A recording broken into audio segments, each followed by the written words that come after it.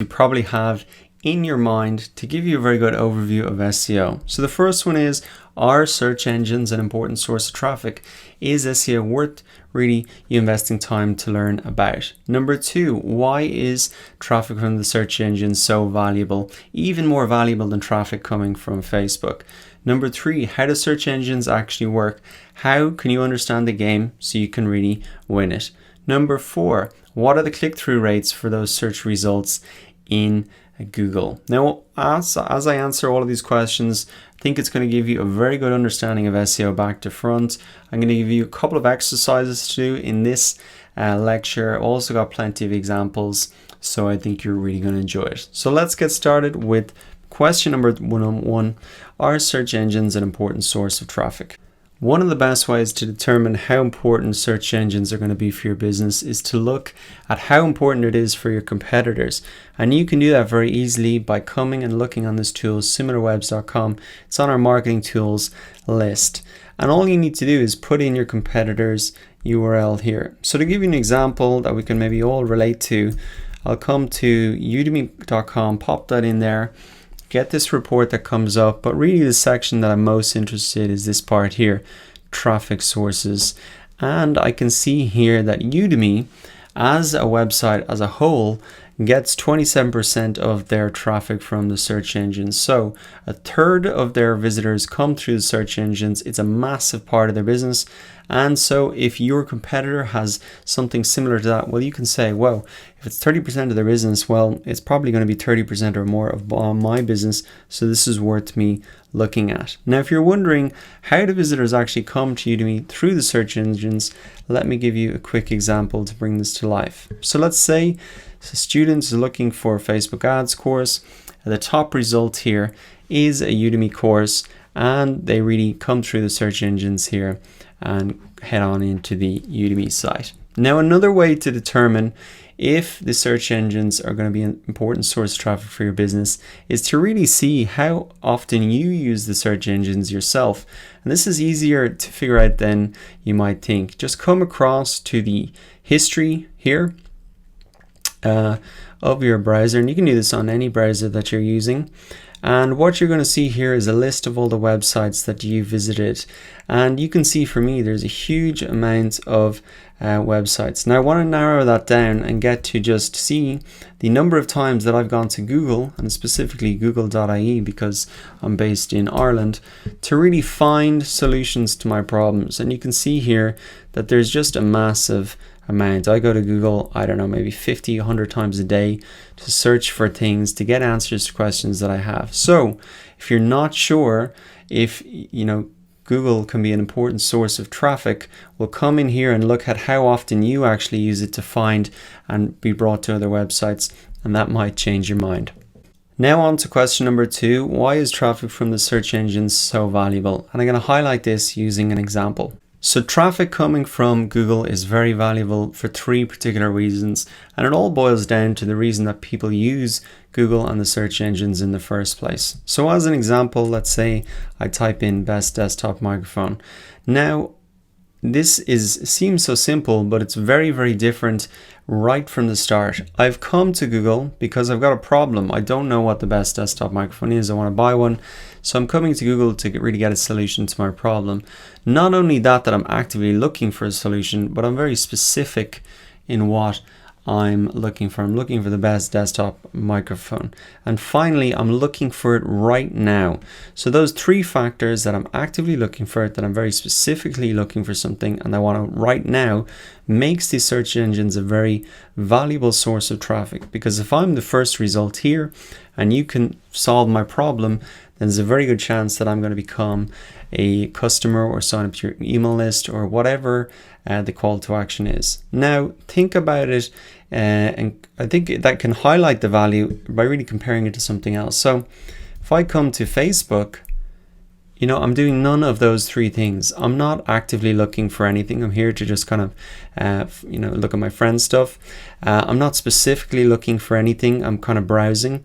And, now might not be the right time for me. So I could see an article here about the best desktop microphone, but maybe I don't, maybe it's the weekend, maybe I'm not interested in it right now. So in terms of targeting visitors, these search engines can be extremely valuable in terms of the source of traffic, and I hope that example brought it to life for you. Now on to question 3, how do the search engines actually work?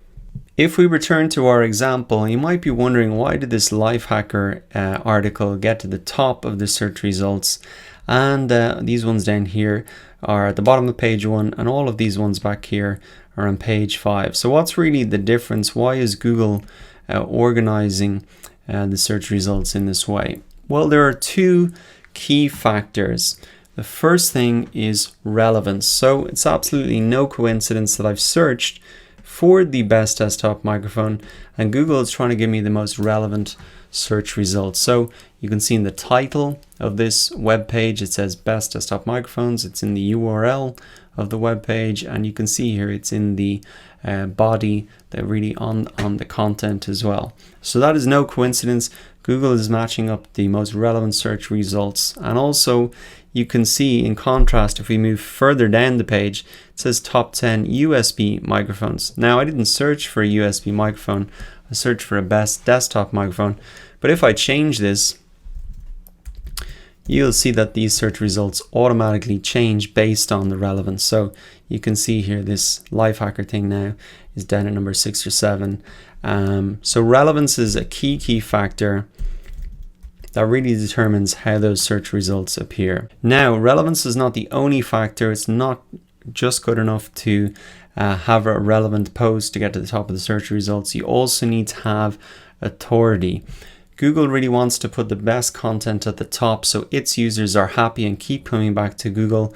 And so the way that Google determines authority is through links, or also known as backlinks. And this is a big part of SEO. So you might be wondering, what is a link and why is it a good measure of authority? Well, I have found a link to this first article here on Google, and I'll show you how this kind of works in practice. So this is a blog post. It's about a guy talking about voiceovers. He goes through the process, etc., explains it all, and at the very end he talks about equipment. So he's saying to his audience, look, this is the equipment you need to carry out this process. And instead of him rehashing everything, he says, look, you can get these good microphones for less than 100. Lifehacker has a nice roundup. Here's a link to their post, and you can see this opens up on the same post here. So he's referencing this article.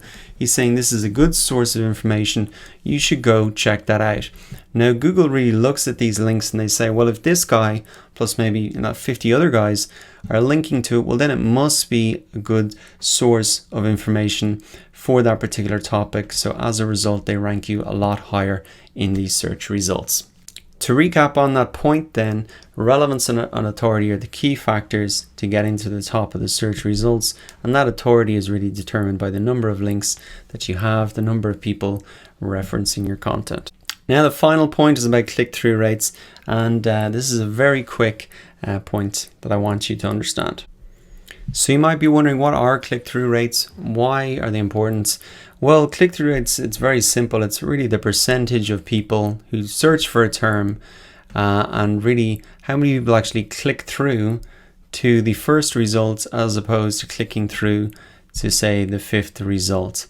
And you might have heard about SEO. Everyone talks about, I need to rank number 1. Why are people obsessed with that?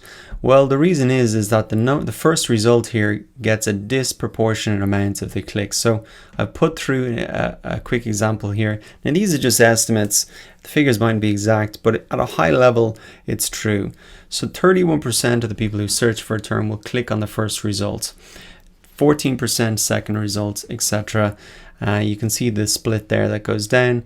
Position 6 to 10 is about 3%. So 70% of all the clicks will go to the first 10 results here on the first page of Google. So this is really where you want to be.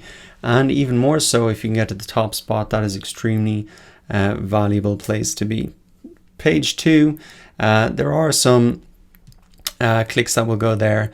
But after that, there's really nothing there. So It's important that you understand this from the start. Where you want to be is really in the top spot, because that is where a lot of the traffic will go, and that's really how you can get a huge amount of visitors to your website. So that concludes our overview of SEO. I think we packed a huge amount in there to a short lecture, and if you're not sure about some things, don't worry, I think a lot of it will fall into place a little bit later on as we actually implement and start to optimize our websites. But to recap, our search engine's an important source of traffic. For most businesses, it's going to be extremely important. We saw for Udemy, it was 30%.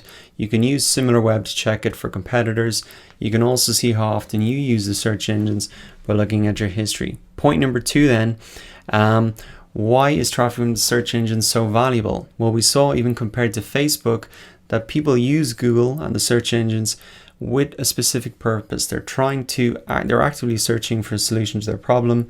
They're very specific about what they want, and they're looking for it right now. So if you can get your solution in front of them at that exact moment, you're going to get a much better chance of getting a sale, a sign up, etc. Point number 3, how do search engines work? Relevance and authority were the key factors that determine that.